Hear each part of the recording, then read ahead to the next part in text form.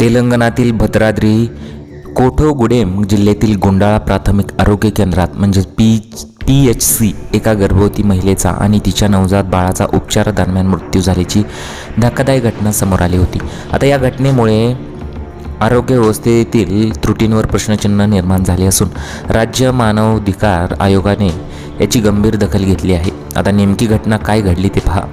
शंभुनी गुडमे येथील 20 वर्षीय वनजा यांना 13 जून रोजी प्रसूती वेदना सुरू झाल्यानंतर गुंडाळा PHC मध्ये दाखल करण्यात आले.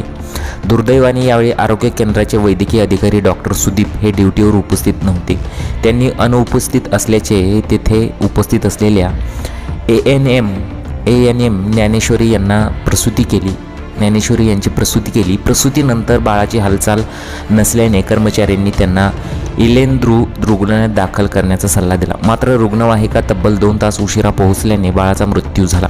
त्यानंतर प्रसूतीनंतर होणारा अतिरक्तस्राव थांबत नसल्याने वनजा यांना खम्मम सरकारी रुग्णालयात हलवण्यात आले, जिथे उपचारादरम्यान त्यांचाही मृत्यू झाला. मृत वनजा यांचे पती संजीवा राव यांनी आरोग्य कर्मचाऱ्यांच्या निष्काळजीपणामुळेच हा बळी गेल्याचा आरोप केला आहे.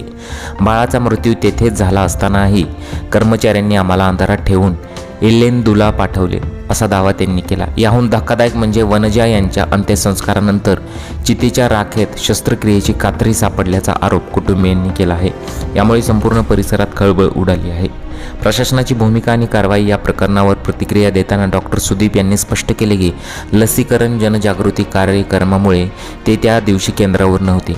तसेच ही सामान्य प्रसूती असल्याने त्यात कात्रीचा वापर करण्याचा प्रश्नच उद्भवत नाही आणि ती कात्री शरीरातून आलेली नाही असे जिल्हा वैद्यकीय अधिकाऱ्यांचे म्हणणे आहे.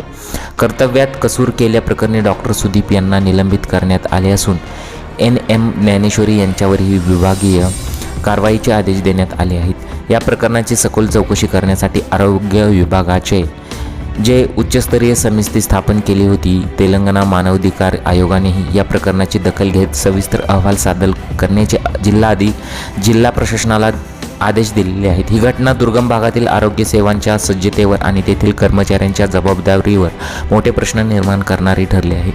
मृतांच्या कुटुंबियांना न्याय मिळवून देण्यासाठी आता सरकार आणि आरोग्य विभाग काय पावले उचलतात याकडे सर्वांचे लक्ष आहे.